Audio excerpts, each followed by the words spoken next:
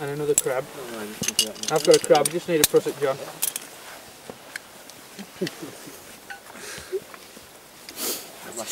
Right. Choice of plates. Over the top.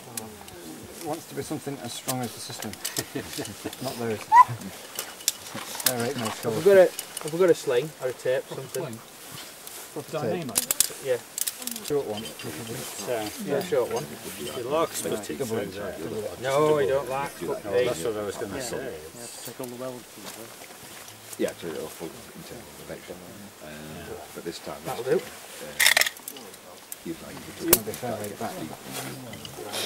Right, so everybody see, Bob, you see. MPD stands for multi-purpose device, yeah? What else can you use it for? Everything. Make it a multi-purpose device, yeah? If you look at the back, right, there's a lovely little picture on how it gets thread. Yeah. Absolutely like dead basic. As me and Colin found at the safety day, you've got to hold it right to get it right. Trouble is, Go on, Pete. as you open it up, It moves, the picture moves. Yeah. The double end that opens always goes back to your anchor, and this this hole on this end always goes to the load, and that hole there is used for when we put a pulley system on it. Yeah. Cool. Parking brake. We can use this to actually lock the device off. So when we're not using it, it's sitting idle. If we just turn that to locked, but as best practice, we'll always tie it off as well. Yeah. We can also use that to add more friction if you need to. So if we're going over on a really heavy load, we can use this little bracket at the back as well, and we can add some more friction on with this. All right, we'll probably never have to use that one for that, will we? We'll probably be fine with just using that. Okay, so loading it. This is where I get it all wrong. If you start with the load first, which is Dave, yeah, I always start with the load, going through there like that, bringing it round the back, ensuring that you go right through this bit here. You need to make sure the parking brake's fully off. Everybody see that, yeah? And then when you shut it again, you've just got to make sure that that bit of rope's captured underneath it, yeah?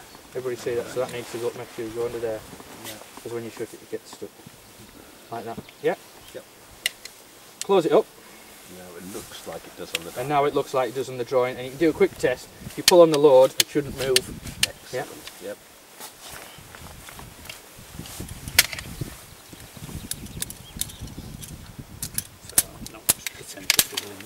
No. Less than with the other one. If there is, we'll find it. If you do it the wrong way around, you basically won't be able to do anything. Yeah, it won't work. Yeah. Right. Yeah. So, like I say, if we want to add more friction, for lowering Skinny Willie over, there's probably no need for extra friction. But when we're putting the stretcher over with two people on, say, you can loop the rope back through there like that, yeah? And it just adds that bit more friction. I know what that was for. That's the speed control device as well, that's the friction device. So the further you turn it round anti-clockwise, the faster it will go, yeah? Everybody after that? And then if you wanted, or you were stung by a bee or struck by lightning and you let go, it will automatically lock the safe. Well, it has, it's gone back in. I mean, best practice, if you're worried about that, just give it a tap, but it will go back in. Any questions? No. Colin, you want to add in? Yeah, if you're in the process of doing something, set something up or change something, then you obviously let go of the handle, you don't lower it anymore, and then put the parking brake on. But you stay here with it.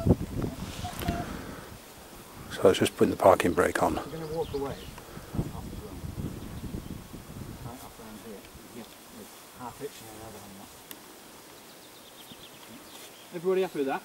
So what we'll do is now, we'll keep alternating. I want everybody to lower somebody over the edge of the crag before we put the stretcher on the end, yeah? And that's the only way everybody's going to get used to it, and then we'll do the same when we put the stretcher on the end. Right, we've now got a position where the team leader's handed over to the controller, so the yellow jacket's moved. Task at the moment, just gather round so you can all see what's going on. Main line. So all communications now through the Crag controller. Okay. Yellow jacket. Tell me when you're ready.